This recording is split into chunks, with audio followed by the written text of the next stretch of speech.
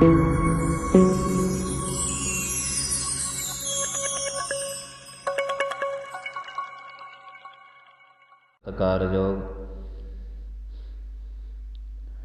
ਸਤਿਗੁਰਾਂ ਦੀ ਸਾਜੀ ਨਿਵਾਜੀ ਗੁਰੂ ਰੂਪ ਪਿਆਰੀ ਸਾਧ ਸੰਗਤ ਜੀ, ਆਪ ਜੀ ਸਾਰੀ ਸੰਗਤ ਨਿਤਨੇਮ ਕਰਮ ਅਨੁਸਾਰ ਪਰਮੇਸ਼ਰ ਦੇ ਚਰਨਾਂ ਕਮਲਾਂ ਵਿਖੇ ਆਪੋ ਆਪਣੀਆਂ ਹਾਜ਼ਰੀਆਂ ਭਰਦੇ ਹਾਂ।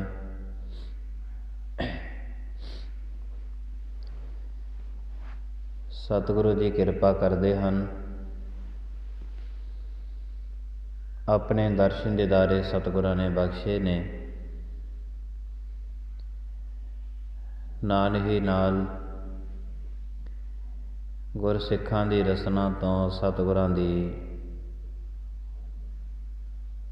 ਗੁਰਬਾਣੀ ਸਰਵਣ ਕੀਤੀ ਹੈ, ਜਿਹੜੀ ਮਨੁੱਖ ਨੂੰ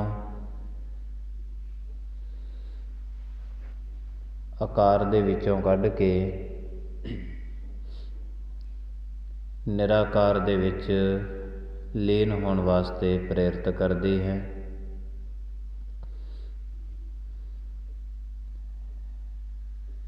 ਗੁਰੂ ਸਾਹਿਬ ਜੀ ਮਹਾਰਾਜ ਜੀਆਂ ਦਾ ਗੁਰੂ ਨਾਨਕ ਦੇ ਕਲਾਮ ਦੇ ਵਿੱਚ ਅਸੀਂ ਪੜ੍ਹਦੇ ਸੁਣਦੇ ਹਾਂ, ਸੱਚਖੰਡ ਵਸੈ ਨਿਰੰਕਾਰ। ਜਿਸ ਜਗ੍ਹਾ ਤੇ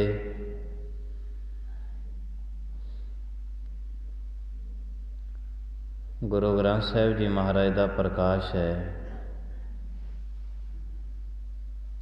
ਸਤਿਗੁਰੂ 10-12 ਘੰਟੇ ਉਪਦੇਸ਼ ਕਰਦੇ ਨੇ। ਇੱਕ ਉਸੇ ਜਗ੍ਹਾ ਦੇ ਨਜ਼ਦੀਕ ਜਿਸ ਕਮਰੇ ਨੂੰ ਸੱਚਖੰਡ ਕਿਹਾ ਜਾਂਦਾ ਹੈ, ਸੱਚਖੰਡ ਦੇ ਵਿੱਚ ਮਹਾਰਾਜ ਦਾ ਸੁਖਾਸਨ ਹੈ। ਨਿਰਾਕਾਰ ਦੇ ਰੂਪ ਦੇ ਵਿੱਚ ਵਰਤਾਰਾ ਉੱਥੇ ਮਹਾਰਾਜ ਦਾ ਹੁਕਮ ਚੱਲਦਾ ਹੈ। ਨਿਰਾਕਾਰ ਨੂੰ ਹੀ ਸੱਚਖੰਡ ਕਹਿੰਦੇ ਹਨ। ਪਰਮਾਤਮਾ ਦੇ ਦੋ ਸਰੂਪ ਨੇ, ਸਰਗੁਣ ਨਿਰਗੁਣ ਨਿਰੰਕਾਰ।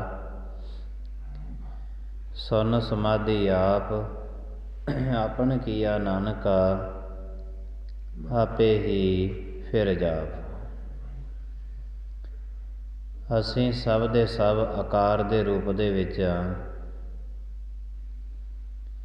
ਜੋ ਕੁਛ ਵੀ ਆਕਾਰ ਦੇ ਰੂਪ ਦੇ ਵਿੱਚ ਹੈ, ਇਹ ਸਮੇਂ ਦੇ ਨਾਲ ਮਿਟਦਾ ਰਹਿੰਦਾ ਹੈ, ਕਿਉਂਕਿ ਜੋ ਕੁਛ ਸਮਾਜ ਦੇ ਵਿੱਚ ਸਾਨੂੰ ਦਿਖਾਈ ਦਿੰਦਾ ਹੈ, ਸਰੀਰ ਬਣਿਆ ਸਮੇਂ ਦੇ ਵਿੱਚ ਸਮਾਂ ਇਸ ਨੂੰ ਆਕਾਰ ਨੂੰ ਮਿਟਾ ਦਿੰਦਾ ਹੈ। ਮਹਾਰਾਜ ਦੇ ਬਚਨ ਨੇ ਕਿ ਤੂੰ ਮਿਟਣ ਵਾਸਤੇ ਸਮਾਜ ਵਿੱਚ ਨਹੀਂ ਆਇਆ ਹੋਇਆ। ਗੁਰੂ ਤੇਗ ਬਹਾਦਰ ਸਾਹਿਬ ਮਹਾਰਾਜ ਕਹਿੰਦੇ, ਜਿਉਂ ਪਾਨੀ ਸੰਗ ਪਾਨੀ। ਤੂੰ ਇੱਥੇ ਮਿਟਣ ਵਾਸਤੇ ਨਹੀਂ ਆਇਆ, ਨਿਰਾਕਾਰ ਦੇ ਵਿੱਚ ਲੀਨ ਹੋਣ ਵਾਸਤੇ ਆਇਆ। ਇੱਥੇ ਨਿਰਾਕਾਰ ਦੇ ਵਿੱਚ ਲੀਨ ਹੋਣ ਵਾਸਤੇ ਇਸ ਆਕਾਰ ਤੋਂ ਤੈਨੂੰ ਰਹਿਤ ਹੋਣਾ ਪੈਣਾ ਹੈ। ਔਰ ਇਸੇ ਤੋਂ ਮਨੁੱਖ ਨਾਮ ਜਪਦਿਆਂ ਇਹ ਤੋਂ ਰਹਿਤ ਹੋ ਜਾਂਦਾ ਹੈ। ਪਰ ਗੁਰੂ ਦੀ ਬਖਸ਼ਿਸ਼ ਬਿਨਾ ਨਿਰਾਕਾਰ ਦੇ ਵਿੱਚ ਲੀਨ ਨਹੀਂ ਹੋ ਸਕਦਾ ਬੰਦਾ। ਗੁਰੂ ਦੀ ਬਖਸ਼ਿਸ਼ ਚਾਹੀਦੀ ਹੈ। ਭਾਵੇਂ ਇਹ ਗੁਰੂ ਦੇ ਕੋਲ ਆਵੇ, ਭਾਵੇਂ ਇਸ ਦਾ ਸੁਰਤ ਗੁਰੂ ਦੇ ਕੋਲ ਆਵੇ।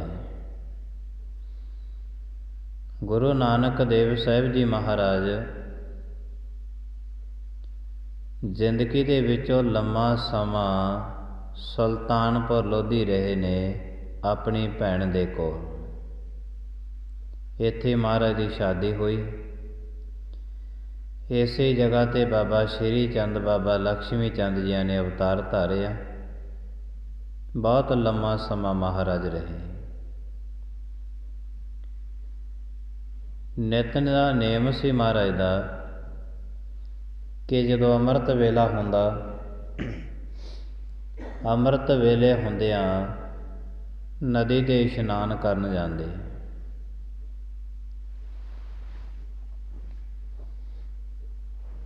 ਉੱਥੋਂ ਦਾ ਜਿਹੜਾ ਦੌਲਤ ਖਾਂ ਸੀ ਉਹ ਵੀ ਮਹਾਰਾਜ ਦਾ ਉਪਾਸ਼ਕ ਹੋ ਗਿਆ। ਚਾਰੇ ਪਾਸੇ ਚਰਚੇ ਹੋਣ ਲੱਗੇ ਤੇ ਉਸ ਵੇਈ ਨਦੀ ਦੇ ਕੰਢੇ 'ਤੇ ਇੱਕ ਮੁਸਲਮਾਨ ਫਕੀਰ ਰਹਿੰਦਾ ਸੀ। ਉਹਨੂੰ ਵੀ ਪਤਾ ਲੱਗਿਆ। ਕਹਿੰਦਾ ਇਹ ਹਿੰਦੂਆਂ ਦਾ ਲੜਕਾ ਤੇ ਸਾਡਾ ਦੌਲਤ ਖਾਂ ਮੁਸਲਮਾਨ ਹੋਣ ਦੇ ਨਾਂ 'ਤੇ ਵੀ ਇਹਨਾਂ ਦਾ ਮਰੀਦ ਬਣ ਗਿਆ। ਇਹ ਕਰਮ ਕੁਛ ਚੰਗਾ ਨਹੀਂ ਲੱਗਿਆ। ਇਹ ਫਕੀਰ ਹੈ ਕਿ ਐਵੇਂ ਇਸਨੇ ਪਖੰਡ ਬਣਾਇਆ ਹੋਇਆ ਦੁਨੀਆਦਾਰੀ ਦੇ ਵਿੱਚ। ਐਸੇ ਉਸ ਫਕੀਰ ਦੇ ਖਿਆਲ ਆਏ ਤੇ ਜਿਉਂ ਹੀ ਉਹਦੇ ਖਿਆਲ ਆਏ ਤੇ ਇਹ ਜਿੰਨੇ ਖਿਆਲ ਨੇ ਇਹ ਸਾਰੇ ਦੇ ਸਾਰੇ ਪਰਮਾਤਮਾ ਦੀ ਪਕੜ ਵਿੱਚ ਆਉਂਦੇ ਨੇ। ਬੰਦੇ ਦਾ ਸਰੀਰ ਭਾਵੇਂ ਜਿੱਥੇ ਮਰਜ਼ੀ ਹੋਵੇ, ਪਰ ਇਹਦੇ ਜਿਹੜੇ ਚੰਗੇ ਮੰਦੇ ਖਿਆਲ ਨੇ ਨਾ, ਇਹ ਸਾਰੇ ਦੇ ਸਾਰੇ ਗੁਰੂ ਦੀ ਪਕੜ ਵਿੱਚ ਆਉਂਦੇ ਨੇ। ਭਾਵੇਂ ਗੁਰੂ ਦੇ ਕੋਲੇ ਬੈਠਾ ਹੋਵੇ ਤੇ ਭਾਵੇਂ ਇਹ ਗੁਰੂ ਤੋਂ ਕਿੰਨਾ ਵੀ ਦੂਰ ਕਿਉਂ ਨਾ ਬੈਠਾ ਹੋਵੇ, ਜਿੱਥੇ ਮਰਜ਼ੀ ਬੈਠ ਕੇ ਇਹਦੇ ਖਿਆਲ ਚੱਲ ਰਹੇ ਨੇ, ਇਹਦੀ ਵਿਚਾਰਧਾਰਾ ਅੰਦਰ ਚੱਲ ਰਹੀ ਹੈ, ਉਹ ਗੁਰੂ ਦੀ ਪਕੜ ਦੇ ਵਿੱਚ ਆਉਂਦੇ ਨੇ। ਤੇ ਇਸੇ ਨੂੰ ਹੀ ਮਨ ਕਿਹਾ, ਜਿਹੜਾ ਸਾਡੇ ਅੰਦਰ ਫੁਰਨਾ ਫੁਰਦਾ ਨਾ, ਇੱਕ ਸੈਂਕੜ ਦੇ ਵਿੱਚ ਪਤਾ ਨਹੀਂ ਕਿੰਨਾ ਕੁ ਸਫ਼ਰ ਤੈਅ ਕਰ ਲੈਂਦਾ, ਇਹੀ ਮਨ ਹੈ। ਔਰ ਇਹ ਉਹੀ ਮਨ ਹੈ ਜਿਹੜਾ ਮਨ ਸਰੀਰ ਨੂੰ ਕਿਸ ਜਗ੍ਹਾ 'ਤੇ ਹੋਰ ਰੱਖਦਾ ਤੇ ਆਪ ਕਿਸੇ ਜਗ੍ਹਾ 'ਤੇ ਹੋਰ ਰਹਿੰਦਾ ਹੈ। ਪਹਿਲਾਂ ਤਾਂ ਇਹ ਚਾਹੁੰਦਾ ਹੁੰਦਾ ਮਨ ਕਿ ਸਰੀਰ ਦੇ ਕੋਲ ਚੰਗੀ ਮੋਟਰ ਗੱਡੀ ਹੋਵੇ। ਜਦੋਂ ਮੋਟਰ ਗੱਡੀ ਸਰੀਰ ਦੇ ਕੋਲ ਆ ਜਾਂਦੀ ਹੈ, ਫਿਰ ਉਹਦੀ ਕਦਰ ਨਹੀਂ ਕਰਦਾ। ਫਿਰ ਸਰੀਰ ਤਾਂ ਗੱਡੀ ਦੇ ਵਿੱਚ ਬੈਠਾ ਹੁੰਦਾ, ਮਨ ਕਿਸੇ ਪਾਸੇ ਹੋਰ ਫਿਰਦਾ ਰਹਿੰਦਾ। ਫਿਰ ਮਨ ਚਾਹੁੰਦਾ ਚੰਗਾ ਘਰ ਮਕਾਨ ਹੋਵੇ, ਚੰਗਾ ਪੈਸਾ ਹੋਵੇ। ਘਰ ਮਕਾਨ ਵੀ ਵਧੀਆ ਬਣ ਜਾਂਦਾ, ਪੈਸਾ ਵੀ ਆ ਜਾਂਦਾ, ਮਨ ਫਿਰ ਵੀ ਸਰੀਰ ਘਰੇ ਬੈਠਾ ਰਹਿੰਦਾ, ਮਨ ਕਿਸੇ ਜਗ੍ਹਾ 'ਤੇ ਹੋਰ ਦੌੜਦਾ ਰਹਿੰਦਾ। ਗੁਰੂ ਅਮਰਦਾਸ ਸਾਹਿਬ ਮਹਾਰਾਜ ਨੇ ਇਸੇ ਨੂੰ ਕਿਹਾ ਸੀ, ਇਹ ਮਨ ਚੰਚਲਾ ਚਤੁਰਾਈ ਕਿਨੈ ਨਾ ਪਾਇਆ। ਤੋ ਲੰਮੇ ਅਰਸੇ ਤੋਂ ਲੈ ਕੇ ਬੰਦੇ ਦੇ ਸਰੀਰ ਦੇ ਨਾਲ ਚਤੁਰਾਈਆਂ ਕਰੀ ਜਾਂਦਾ, ਇਹ ਚਤੁਰਾਈਆਂ ਦੇ ਨਾਲ ਰੱਬ ਨੂੰ ਨਹੀਂ ਪਾਇਆ ਜਾਣਾ। ਇਹ ਤੇਰੀਆਂ ਚਤਰ ਚਲਾਕੀਆਂ ਬੰਦੇ ਦੇ ਨਾਲ ਤਾਂ ਚੱਲ ਗਈਆਂ, ਰੱਬ ਦੇ ਕੋਲੇ ਤੇਰੀਆਂ ਇਹ ਚਤਰ ਚਲਾਕੀਆਂ ਨਹੀਂ ਚੱਲਣਗੀਆਂ। ਇਹ ਸਰੀਰ ਨੂੰ ਜੋ ਕੁਛ ਇਹਨੂੰ ਚਾਹੀਦਾ ਸਰੀਰ ਨੂੰ ਮਿਲ ਜਾਂਦਾ ਹੈ, ਇਹ ਛੱਡ ਕੇ ਫਿਰ ਚੱਲਿਆ ਜਾਂਦਾ ਹੈ। ਚੰਗਾ ਧਨ ਮੰਗਦਾ ਰਿਹਾ, ਜੇ ਧਨ ਮੰਗ ਲਿਆ, ਧਨ ਮਿਲ ਗਿਆ, ਸਰੀਰ ਦੇ ਕੋਲੇ ਧਨ ਹੈ, ਹੁਣ ਮਨ ਫਿਰ ਸਰੀਰ ਦੇ ਵਿੱਚ ਨਹੀਂ ਖੜਿਆ, ਫਿਰ ਕਹਿੰਦਾ ਹੋਰ ਚਾਹੀਦਾ। ਜੋ ਕੁਛ ਮਨੁੱਖ ਦੇ ਕੋਲੇ ਹੈ, ਇਹ ਉਹਨੂੰ ਛੱਡ ਕੇ ਜੇ ਕਿਸੇ ਹੋਰ ਜਗ੍ਹਾ 'ਤੇ ਇਹਦੇ ਫੁਰਨੇ ਚੱਲ ਰਹੇ ਨੇ, ਇਸ ਨੂੰ ਮਨ ਕਹਿੰਦੇ ਨੇ। ਤੇ ਮਨ ਦਾ ਕੰਮ ਇਹੀ ਹੈ। ਗੁਰੂ ਅਮਰਦਾਸ ਸਾਹਿਬ ਮਹਾਰਾਜ ਕਹਿੰਦੇ ਇਹੀ ਕਰਮ ਕਰਦਾ ਹੈ। ਇਹ ਚੰਚਲ ਹੈ, ਔਰ ਜਿੰਨਾ ਮਨ ਚੰਚਲ ਹੈ ਓਨੀ ਮਨੁੱਖ ਦੀ ਯਾਦਾਸ਼ਤ ਕਮਜ਼ੋਰ ਹੋਵੇਗੀ। ਜਿੰਨਾ ਮਨ ਚੰਚਲ, ਜੇ ਕਿਸੇ ਬੰਦੇ ਨੇ ਆਪਣਾ ਮਨ ਦੇਖਣਾ ਹੋਵੇ ਕਿ ਕਿੰਨਾ ਕੁ ਚੰਚਲ ਹੈ, ਕਿਉਂਕਿ ਚੰਚਲ ਮਨ ਦੇ ਨਾਲ ਪਰਮਾਤਮਾ ਨੂੰ ਨਹੀਂ ਪਾਇਆ ਜਾ ਸਕਦਾ। ਪੰਜ ਬਾਣੀਆਂ ਦੇ ਵਿੱਚ ਗੁਰੂ ਅਮਰਦਾਸ ਸਾਹਿਬ ਮਹਾਰਾਜ ਨੇ ਬਚਨ ਕੀਤੇ ਨੇ, ਮਨ ਚੰਚਲਾ ਚਤਰਾਈ ਕਿਨੈ ਨਾ ਪਾਇਆ। ਚੰਚਲ ਮਨ ਚਤਰਾਈਆਂ ਕਰਦਾ ਤੇ ਚਤਰਾਈਆਂ ਦੇ ਨਾਲ ਰੱਬ ਪਾਇਆ ਨਹੀਂ ਜਾਂਦਾ। ਇਹ ਲਗਾਤਾਰ ਕਰਦਾ ਚਤਰਾਈਆਂ। ਜਿੰਨਾ ਮਨ ਚੰਚਲ ਹੈ ਓਨੀ ਮਨੁੱਖ ਦੀ ਯਾਦਾਸ਼ਤ ਜਿਹੜੀ ਹੈ ਇਹ ਕਮਜ਼ੋਰ ਹੋਊਗੀ। ਯਾਦਾਸ਼ਤ ਕਮਜ਼ੋਰ ਰਹਿੰਦੀ ਹੈ ਇਸ ਲਈ। ਮਨ ਦੇ ਅੰਦਰ ਫੁਰਨੇ ਫੁਰਦੇ ਨੇ, ਇਹ ਨਿਰੰਤਰ ਲਗਾਤਾਰ ਚਤਰਾਈਆਂ ਕਰਦਾ ਹੈ, ਚਲਾਕੀਆਂ ਕਰਦਾ ਹੈ। ਅੱਜ ਇਸ ਦੇ ਮਨ ਦੇ ਅੰਦਰ ਫਕੀਰ ਦੇ ਇੱਕ ਫੁਰਨਾ ਫੁਰਿਆ ਹੈ। ਕਹਿੰਦੇ ਹਿੰਦੂਆਂ ਦਾ ਪੁੱਤ ਹੋਣ ਦੇ ਨਾਂ 'ਤੇ ਕਹਿੰਦੇ ਮੁਸਲਮਾਨਾਂ ਨੂੰ ਵੀ ਆਪਣਾ ਉਪਾਸ਼ਕ ਬਣਾਈ ਜਾਂਦਾ ਹੈ। ਗੱਲ ਸੋਭਾ ਨਹੀਂ ਦਿੰਦੀ। ਗੁਰੂ ਨਾਨਕ ਦੇਵ ਸਾਹਿਬ ਜੀ ਮਹਾਰਾਜ ਨੂੰ ਇਹਦੇ ਮਨ ਦੇ ਜਿਹੜੇ ਫੁਰਨੇ ਸੀਗੇ ਉਹਨਾਂ ਦਾ ਪਤਾ ਲੱਗ ਗਿਆ। ਚੇਤੇ ਰੱਖਣਾ, ਸਰੀਰ ਕਿੱਥੇ ਹੈ, ਕੀ ਕਰਦਾ, ਇਹ ਦੁਨੀਆ ਦੇਖਦੀ ਹੈ। ਮਨ ਕਿੱਥੇ ਹੈ, ਸੋਚਦਾ ਕੀ ਹੈ, ਇਹ ਗੁਰੂ ਦੇਖਦਾ। ਗੁਰੂ ਸਾਹਿਬ ਜੀ ਮਹਾਰਾਜ ਇਹ ਦੇਖਦੇ ਨੇ। ਸਰੀਰ ਕਿੱਥੇ ਹੈ, ਕੀ ਕਰਦਾ ਹੈ, ਬੈਠਾ ਹੈ, ਖੜਾ ਹੈ, ਚੱਲਦਾ ਹੈ, ਇਹ ਦੁਨੀਆ ਦੇਖਦੀ ਹੈ। ਗੁਰੂ ਦੇਖਦਾ ਮਨ ਕਿੱਥੇ ਖੜਾ ਹੈ, ਕੀ ਕਰਦਾ ਹੈ, ਕੀ ਸੋਚ ਰਿਹਾ ਹੈ, ਕਿੰਨਾ ਦੌੜ ਰਿਹਾ ਹੈ, ਇਹ ਗੁਰੂ ਦੇਖਦਾ। ਇਸ ਮੁਸਲਮਾਨ ਫਕੀਰ ਦੀ ਜਿਹੜੀ ਇਹ ਬਾਤ ਸੀ ਤੇ ਗੁਰੂ ਨਾਨਕ ਦੇਵ ਸਾਹਿਬ ਮਹਾਰਾਜ ਨੂੰ ਪਤਾ ਲੱਗ ਗਈ। ਇਹ ਜਿਹੜਾ ਫਕੀਰ ਸੀ ਮੁਸਲਮਾਨ, ਇਹਦਾ ਨਾਮ ਸੀ ਖਰਬੂਜੇ ਸ਼ਾਹ। ਕਿਉਂਕਿ ਇਹਨੇ ਖਰਬੂਜਿਆਂ ਦੀਆਂ ਬੱਲਾਂ ਬੀਜੀਆਂ ਸੀ।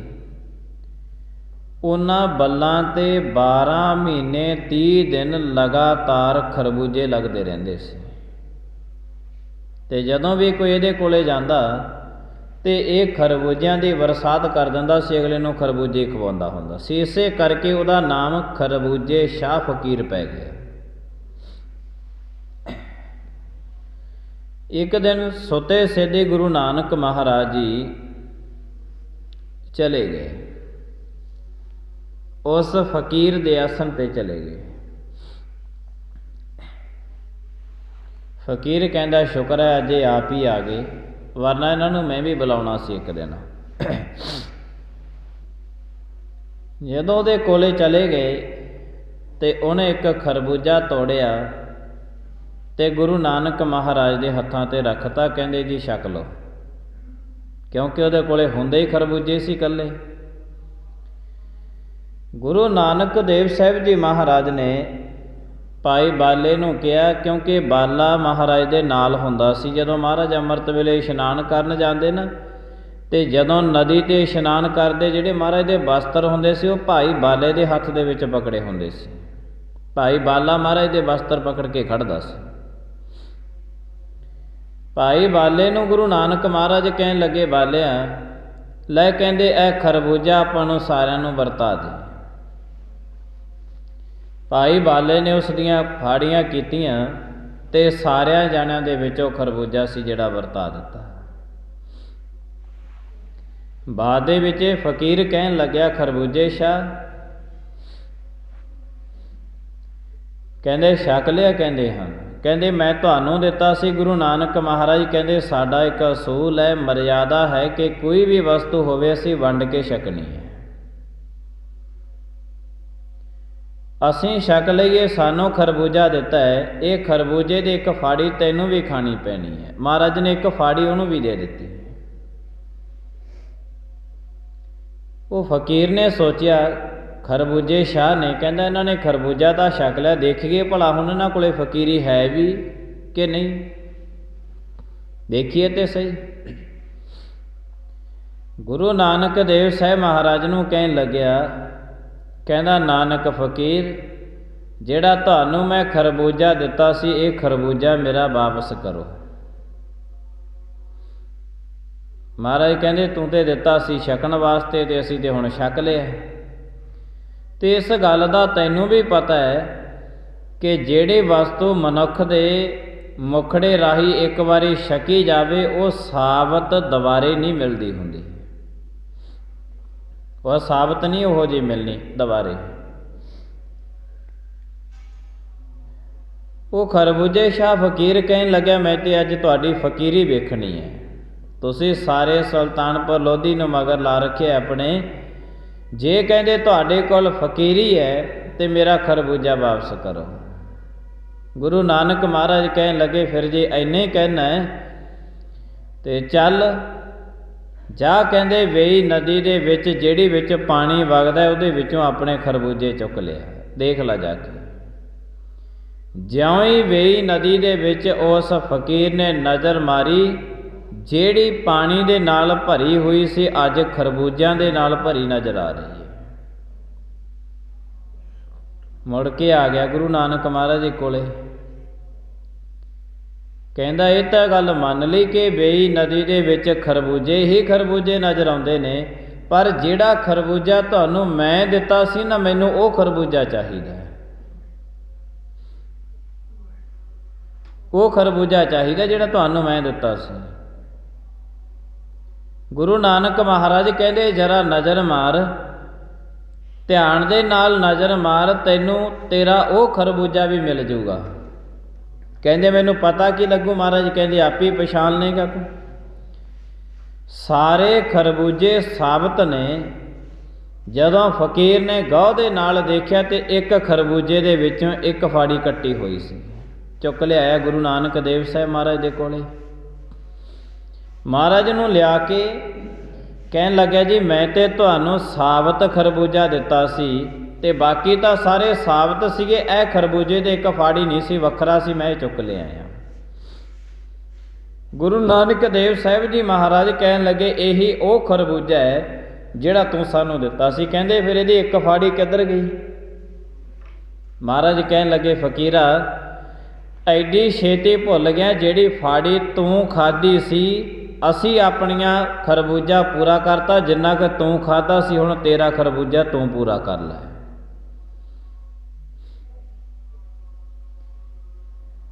तू फकीरी परखदा है, चल तू भी अपने आप नूं फकीर खवाउणा। असीं खरबूजियां दी नदी वगा दित्ती है, हुण तू एक फाड़ी पूरी करके दिखा। ढैला पै गया। उन्हें सोचा कि मैं तो सोचा सीगा कि इन्हां नूं कोई दुनिया एवें मगर लगी फिरदी, इन्हां दे वाकई करामात ने, इन्हां दी बड़ी इन्हां दे कोल ते परमात्मा दी बख्शिश है। कहंदे हुण तू पूरी कर। हुण फाड़ी खरबूजे दी सी जिहड़ी कित्थों पूरी होवे। महाराज नूं हत्थ बन के कहन लग्या फकीर जी मेरे मन दे विच कुछ फुरने फुर गए सी। कहंदे कई दिनां दे फुरने चले आउंदे सी मेरे, ते मेरा मन कहंदा सी कि मैं तुहानूं आके मिलां ते मैं तुहाडी फकीरी देखां कि तुसीं नाम दे फकीर हो जां तुहाडे कोल कुछ फकीरी है भी। महाराज कहन लगे तेरा शरीर जावे चाहे ना जावे, पर जिहड़े तेरे मन दे फुरने सी वो साडे कोले पहुँच गए सी। शरीर नहीं गया सी तेरा उत्थे उस जगह ते जिथे असीं इशनान करदे सी, तेरे जिहड़े मन दे ख्याल सी ना वो पहुँच गए सी। तां इस तो मतलब है कि जे किसी दा शरीर बाबे नानक दे घर तक ना पहुँचे, जिहड़े उन्हां दे मन दे फुरने ने वो परमात्मा दे घर विच जरूर अमृत वेले पहुँच जांदे ने। इन्हां गल्लां दा ख्याल रखना, क्योंकि गुरबाणी दे शब्द विचों अते गुरु दे इतिहास विचों सानूं कोई ना कुछ सिक्ख्या जरूर मिलती है, जरूर मिलती है। ये स्पष्ट हो गया कि शरीर परमात्मा दे घर दे विच जावे चाहे ना जावे, पर जिहड़े किसी दे मन दे अंदर फुरने ने वो जरूर परमात्मा तक पहुँच जाते हैं। और जिन्हां दे मन दे फुरने परमात्मा तक पहुँच गए, सच जाने परमात्मा किसी ना किसी रूप दे विच उन्हां नूं आपे जाके मिल लैंदा है। मिलिया सी ना खरबूजे शाह फकीर नूं गुरु नानक महाराज, फकीर ढैला पै गया। गुरु नानक महाराज नूं कहन लग्या जी सेवा दसो कोई तुहाडी करया करा मैं। आप जी कदे सुल्तानपुर लोधी गए होंगे, नेड़े उत्थे फकीर दा स्थान भी बनिया होया है। महाराज कहंदे असीं अमृत वेले आउंदे आ इत्थे नदी ते इशनान करन। गुरु नानक महाराज कहंदे ते जदों असीं अमृत वेले आया करिए ते सानों तो दातन लिया के दिया कर। पुराने जमानिਆਂ ਦਾ ਸਮਾਂ, ਉਹਨਾਂ ਸਮਿਆਂ ਦੇ ਵਿੱਚ ਲੋਕ ਅੰਮ੍ਰਿਤ ਵੇਲੇ ਉੱਠਦੇ, ਇਸ਼ਨਾਨ ਪਾਨ ਕਰਨ ਤੋਂ ਪਹਿਲਾਂ ਦਾਤਨ ਕਰਦੇ ਹੁੰਦੇ ਸੀ। ਸਮਾਂ ਸਮਾਂ ਸਮਰੱਥ ਹੈ, ਸਮੇਂ ਦੇ ਨਾਲ ਇਹ ਚੀਜ਼ਾਂ ਤਬਦੀਲੀ ਦੇ ਵਿੱਚ ਆ ਗਈਆਂ। ਹੁਣ ਹੋਰ ਬੜਾ ਕੁਛ ਚੱਲਿਆ, ਪਰ ਜਿਹੜੇ ਗੁਰਮੁਖ ਜਨ ਅੰਮ੍ਰਿਤ ਵੇਲੇ ਉੱਠ ਕੇ ਦਾਤਨ ਕਰਦੇ ਸੀ, ਉਹਨਾਂ ਦਾ ਦੰਦ ਜਾੜ ਨੂੰ ਕਦੇ ਖਰਾਬੀ ਨਹੀਂ ਆਉਂਦੀ ਸੀ। ਹੁਣ ਤੇ ਮਨੁੱਖ ਦੇ ਥੋੜ੍ਹਾ ਹੀ ਸਮਾਂ ਬਤੀਤ ਹੁੰਦਾ, ਥੋੜ੍ਹੀ ਜਿਹੀ ਉਮਰ ਹੁੰਦੀ ਹੈ, ਕਿਸੇ ਦੇ ਦੰਦ ਨਿਕਲ ਗਏ, ਕਿਸੇ ਦੀ ਜੜ ਨਿਕਲ ਗਈ, ਕਿਸੇ ਨੂੰ ਕੀੜਾ ਲੱਗ ਗਿਆ, ਕੋਈ ਕਿਵੇਂ ਕੋਈ ਕਿਵੇਂ। ਛੱਡਤੇ ਨਾ ਉਹ ਅਸਲੀਅਤ ਚੀਜ਼ ਆਪਣੀ। ਅੰਮ੍ਰਿਤ ਵੇਲੇ ਇਸ਼ਨਾਨ ਪਾਰਨ ਕਰਨ ਤੋਂ ਪਹਿਲਾਂ ਜਿੰਨੇ ਪੀਰ ਫਕੀਰ ਸੀ, ਗੁਰਮੁਖ ਪਿਆਰੇ ਹੁੰਦੇ ਸੀ, ਉਹ ਸਾਰੇ ਦੇ ਸਾਰੇ ਦਾਤਨ ਕਰਦੇ ਸੀ। ਗੁਰੂ ਨਾਨਕ ਮਹਾਰਾਜ ਕਹਿਣ ਲੱਗੇ ਫਕੀਰਾ ਅਸੀਂ ਨਦੀ ਤੇ ਆ ਕੇ ਦਾਤਨ ਕਰਨੀ ਹੁੰਦੀ ਹੈ, ਚੱਲ ਤੂੰ ਇੱਕ ਦਾਤਨ ਤੋੜ ਕੇ ਲਿਆ ਕੇ ਰੱਖ ਲਿਆ ਕਰ ਤੇ ਸਾਨੂੰ ਅੰਮ੍ਰਿਤ ਵੇਲੇ ਦੇ ਦਿਆ ਕਰ। ਗੁਰੂ ਨਾਨਕ ਮਹਾਰਾਜ ਨੂੰ ਕਹਿਣ ਲੱਗਿਆ ਠੀਕ ਹੈ, ਜੋ ਤੁਹਾਡਾ ਹੁਕਮ ਹੈ ਬਚਨ ਮੈਂ ਤੁਹਾਡਾ ਮੰਨਾਂਗਾ। ਇਹ ਫਕੀਰ ਆਪਣੇ ਕੰਮਾਂ ਧੰਦਾਂ ਤੋਂ ਵਿਹਲਾ ਹੋ ਕੇ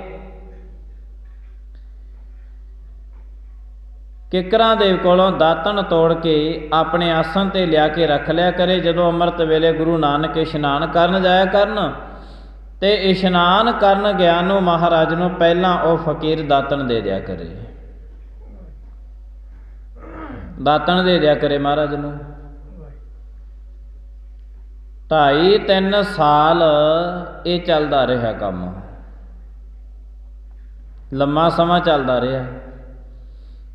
ਮਹਾਰਾਜ ਦਾਤਨ ਕਰਿਆ ਕਰਨ, ਇਸ਼ਨਾਨ ਕਰਕੇ ਵਾਪਸ ਆ ਜਾਇਆ ਕਰਨ। ਉਹ ਫਕੀਰ ਨੇ ਸੋਚਿਆ, ਕਹਿੰਦੇ ਮੈਂ 2.5-3 ਸਾਲ ਪਹਿਲਾਂ ਇਹਨਾਂ ਦੇ ਫਕੀਰੇ ਪਰਖੀ ਸੀ ਇੱਕ ਖਰਬੂਜੇ ਤੇ। ਖਰਬੂਜੇ ਦੀ ਕੀ ਗੱਲ ਹੈ, ਖਰਬੂਜਾ ਤਾਂ ਹਰੇਕ ਹੀ ਤਿਆਰ ਕਰ ਲਊਗਾ। 2.5-3 ਸਾਲਾਂ ਬਾਅਦ ਜਿਹੜਾ ਪਹਿਲਾਂ ਇਹਦੇ ਮਨ ਵਿੱਚ ਖਿਆਲ ਉੱਠਿਆ ਸੀ, ਅੱਜ ਫੇਰ ਖਿਆਲ ਉੱਠ ਖੜਿਆ। ਕਹਿੰਦਾ ਕਿਤੇ ਇਹ ਤਾਂ ਨਹੀਂ ਮੈਂ ਐਵੇਂ ਸੇਵਾ ਕਰੀ ਜਾਂਦਾ, ਥੋੜ੍ਹਾ ਪਰਖ ਕੇ ਵੀ ਦੇਖ ਲਾਂ ਵੀ ਜਿਨ੍ਹਾਂ ਦੀ ਮੈਂ ਸੇਵਾ ਕਰਦਾ ਹੈ ਉਹਨਾਂ ਵਿੱਚ ਫਕੀਰੀ ਕਿੰਨੀ ਕਾ, ਕੀ ਉਹ ਮੇਰੀ ਜ਼ਿੰਦਗੀ ਦਾ ਬੇੜਾ ਬੰਨੇ ਲਾ ਦੇਣਗੇ, ਕਿਤੇ ਮੈਂ ਐਵੇਂ ਜ਼ਿੰਦਗੀ ਤਾਂ ਨਹੀਂ ਬਤੀਤ ਕਰੀ ਜਾਂਦਾ। ਮੈਂ ਪਰਖ ਕੇ ਤੇ ਦੇਖ ਲਾਂ, ਦੇਖ ਤੇ ਲਵਾਂ ਮੈਂ ਇੱਕ ਵਾਰੀ। ਦੇਖਦੇ ਹੈ ਨਾ ਸਭ ਦੁਨੀਆ ਕੋਈ ਵਸਤੂ ਅਸੀਂ ਸ਼ਹਿਰ ਬਾਜ਼ਾਰ ਦੇ ਅੰਦਰੋਂ ਖਰੀਦਦੇ ਹਾਂ, ਉਹਨੂੰ ਪਹਿਲਾਂ ਦੇਖਦੇ ਹਾਂ, ਪਹਿਲਾਂ ਦੇਖਦੇ ਹਾਂ, ਫਿਰ ਧਨ ਦਿੰਦੇ ਹਾਂ ਤੇ ਫਿਰ ਉਹਦੀ ਖਰੀਦਦਾਰੀ ਕਰਦੇ ਹਾਂ। ਪਹਿਲਾਂ ਦੇਖਿਆ ਫਿਰ ਉਸ ਨੂੰ ਘਰ ਦੇ ਵਿੱਚ ਲੈ ਕੇ ਆਉਂਦਾ। ਪਰਮਾਤਮਾ ਦੇ ਘਰ ਦੇ ਵਿੱਚ ਪਹਿਲਾਂ ਸਿਮਰਨ ਬੰਦਗੀ ਕਰਨੀ ਪੈਂਦੀ ਹੈ, ਪਹਿਲਾਂ ਸੇਵਾ ਸਿਮਰਨ ਕਰਨਾ ਪੈਂਦਾ। ਬੰਦੇ ਨੂੰ ਪਰਮਾਤਮਾ ਬਾਅਦ ਵਿੱਚ ਦਿਖਾਈ ਦਿੰਦੇ ਨੇ। ਦੁਨੀਆਦਾਰੀ ਦੇ ਵਿੱਚ ਜੋ ਵੀ ਕਰਨਾ ਪਹਿਲਾਂ ਦੇਖਿਆ ਜਾਂਦਾ, ਬਾਅਦ ਵਿੱਚ ਕੀਤਾ ਜਾਂਦਾ ਹੈ। ਰੱਬ ਦੇ ਘਰ ਦੇ ਵਿੱਚ ਪਹਿਲਾਂ ਕੀਤਾ ਜਾਂਦਾ, ਦੇਖਿਆ ਦਿਖਾਈ ਪਰਮਾਤਮਾ ਬਾਅਦ ਵਿੱਚ ਦਿੰਦਾ, ਦਿਖਾਈ ਪਰਮਾਤਮਾ ਬਾਅਦ ਵਿੱਚ ਦਿੰਦਾ ਹੈ। ਪਹਿਲਾਂ ਸੇਵਾ ਤੇ ਸਿਮਰਨ ਬੰਦਗੀ, ਤੇ ਜਿਸ ਦਿਨ ਪਰਮਾਤਮਾ ਦਿਖਾਈ ਦਿੰਦਾ ਹੈ ਫਿਰ ਇਸ ਦੇ ਸਾਰੇ ਕਪਾਟ ਖੁੱਲ੍ਹ ਜਾਂਦੇ ਨੇ। ਮਹਾਰਾਜ ਕਹਿੰਦੇ ਤੂੰ ਸੇਵਾ ਤੇ ਸਿਮਰਨ ਤੇ ਲੱਗਿਆ ਰਹੀ, ਸਿਮਰਨ ਬੰਦਗੀ ਕਰਦਾ ਰਹੀ, ਇੱਕ ਨਾ ਇੱਕ ਦਿਨ ਐਸਾ ਆਉਣਾ ਤੈਨੂੰ ਪਰਮਾਤਮਾ ਨੇ ਦਿਖਾਈ ਦੇਣੀ ਹੈ। ਪਰਮਾਤਮਾ ਕਿਸੇ ਨਾ ਕਿਸੇ ਰੂਪ ਦੇ ਵਿੱਚ ਆ ਕੇ ਤੇਰੇ ਨਾਲ ਬਾਤਾਂ ਵੀ ਕਰੇਗਾ। परमात्मा किसी ना किसी रूप दे विच आके तेरा भला भी करेगा। परमात्मा किसी ना किसी रूप दे विच आके जदों तेरा मन डोलदा होया डोलदे होए मन नूं टिकाऊ दे विच भी लैके आवेगा। पर तूं सिमरन ते बंदगी करनी है, सिमरन करना है, सेवा करनी है, और जिन्ने तेरे मन के ख्याल ने परमात्मा तक सारे पहुँच रहे हैं। सिमरन बंदगी दे विच लग्या रही, पर तेरी सेवा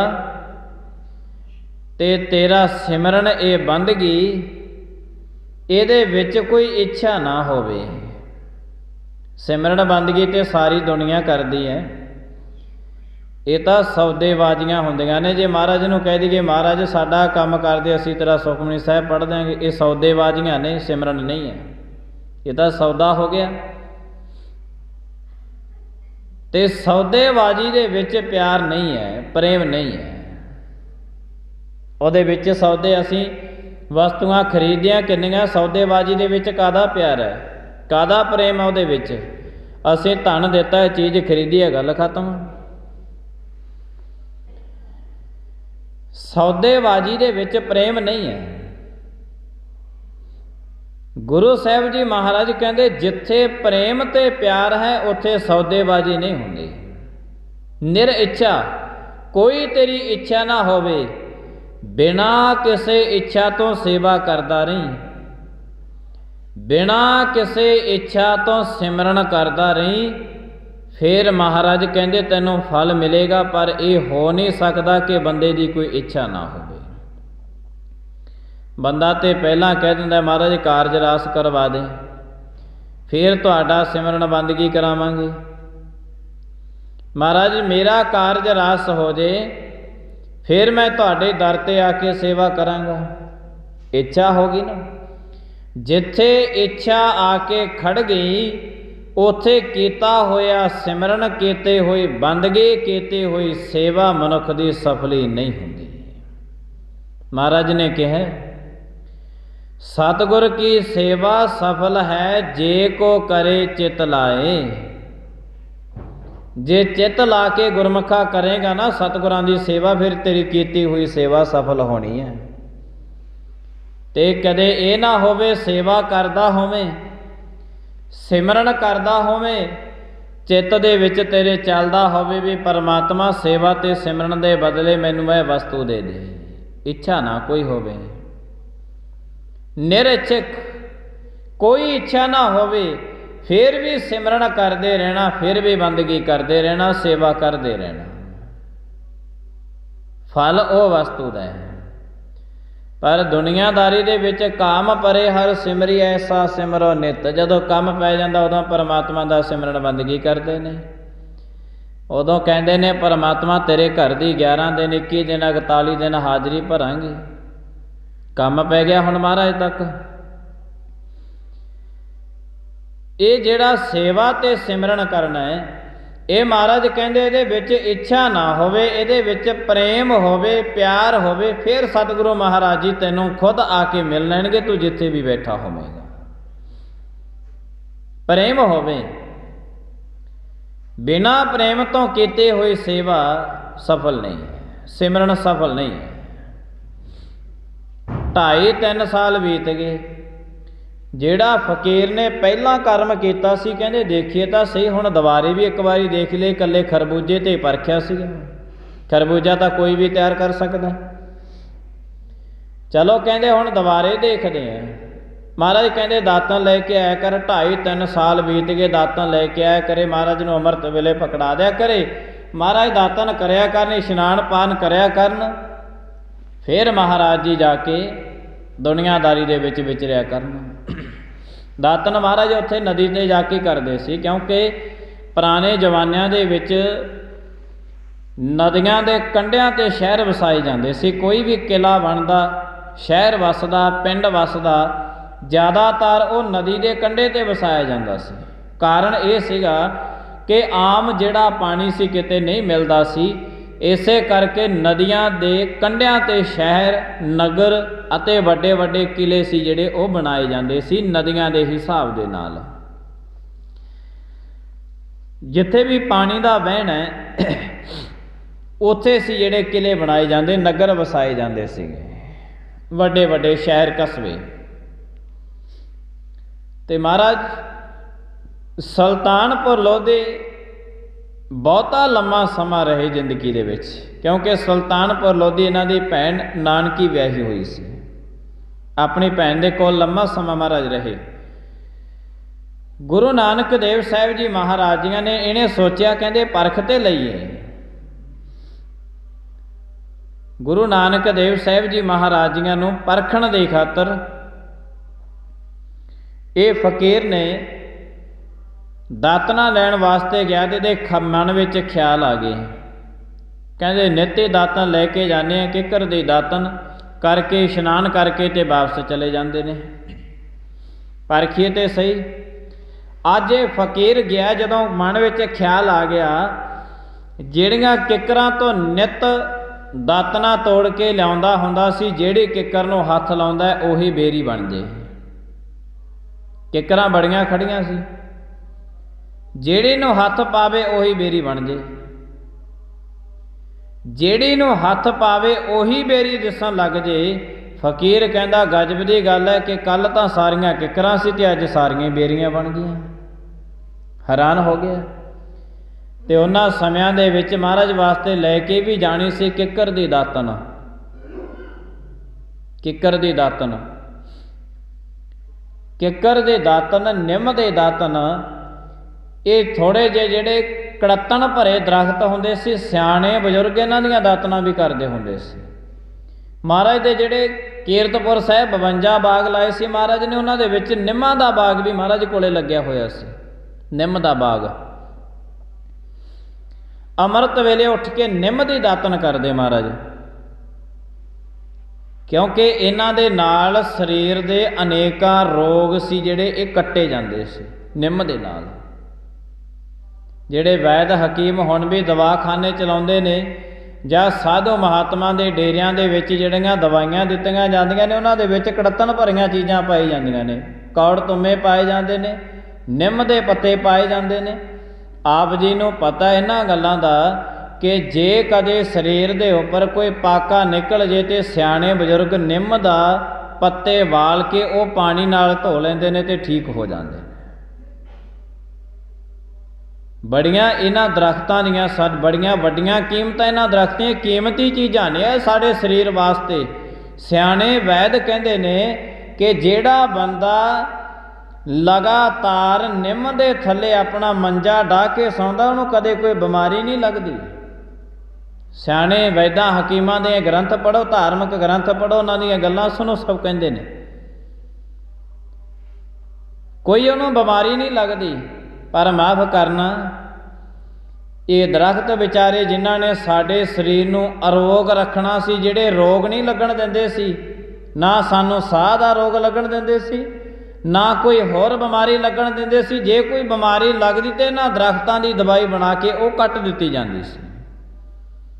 बंदा सियाणा हो गया, पढ़ लिख गया, बाली अकल वाला हो गया, ये कहंदा तुसीं साडीआं बीमारियां दूर करोगे, असीं तुहानूं ही कट दिंने आ। गल ही खत्म करती, असीं तुहानूं ही कट दिंने आ। 20-50 किले जमीनां ने, दरख्त इन्हां तो कदे दो भी नहीं लाए जाते, लाउंदे ही नहीं। जिहड़े पहलां बजुर्गां दे लगे हुए सी उन्हां नूं वे पट छड्डदे ने, खत्म करते सारे। जे दरख्त खत्म कीते ने ते फिर सिलेंडरां दे विचों आक्सीजन लभदे फिरदे आ ना सारे। हुण दुनिया चक्की फिरदी है सिलेंडर। महाराज ने ये जिन्नी बनस्पति तैयार की है, ये शरीर नूं अरोग रखण वास्ते महाराज ने तैयार की है। बहुते दरख्त ने इहो जे ਜਿਹੜੀਆਂ साडे घरां ते साडियां जमीनां दे विच पैदा हुंदे ने ते साडे शरीर नूं कदे वो रोग लगन नहीं दिंदे। पुराने जमाने दे विच इन्हां दे नाल ही रोग कट्टे जांदे सी।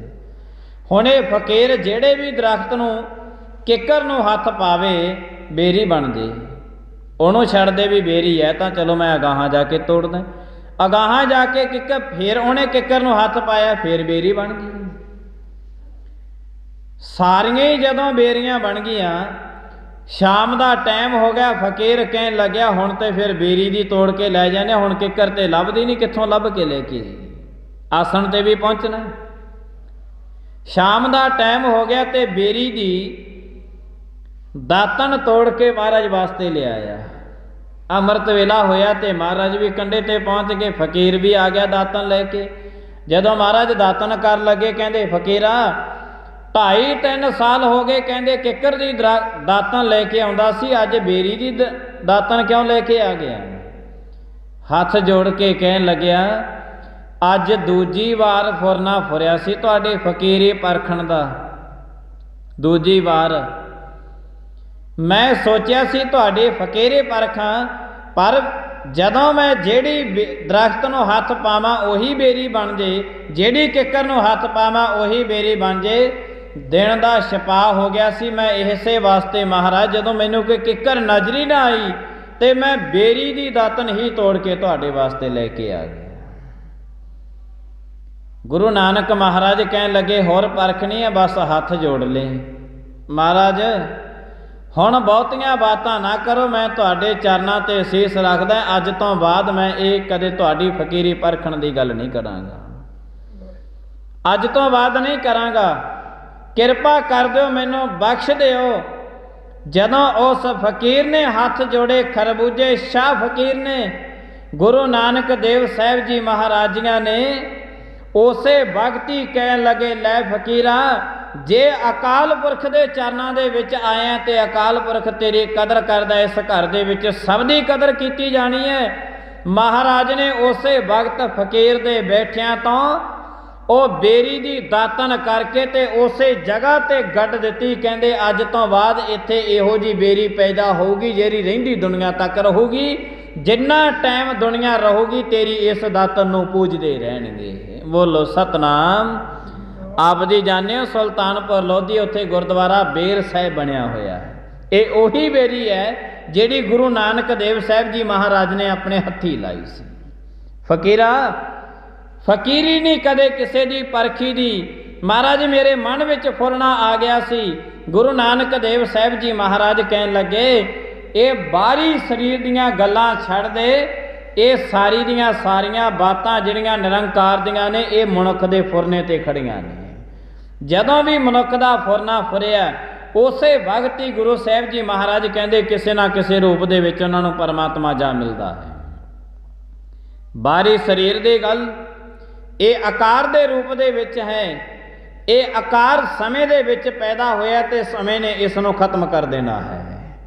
जिहड़े मनुख दे अंदर दीयां गल्लां ने ये समय दे विच नहीं पैदा होईयां, महाराज कहंदे इन्हां नूं समा खत्म नहीं कर सकदा। जिहड़ियां मनुख दा शरीर परमात्मा तक पहुँचे चाहे ना पहुँचे, पर जिहड़ियां अमृत वेले दीयां सारे दिन दीयां मन दे फुरने ने वो जरूर परमात्मा दे घर तक पहुँचते हैं। गुरु साहिब जी महाराज कृपा करन, जिन्ने साडे मन दे फुरने ने वो सब दे सब परमात्मा तक पहुँच जाते हैं। शरीर भावें किसी भी जगह ते बैठा होवे, भावें कोई भी काम धंधा करता होवे, जो मर्जी करता होवे, पर मन दे अंदरले फुरने गुरु नानक देव साहिब महाराज तक पहुँच जाते हैं। गुरु साहिब जी महाराज कृपा करन। समाप्ति का अपना समा हो गया। भुलां चुकां दी खिमा आईयां संगतां दा धन्नवाद। प्रेम दे नाल सारी संगत बुलायो फतेह। वाहिगुरू जी का खालसा, वाहिगुरू जी की फतेह।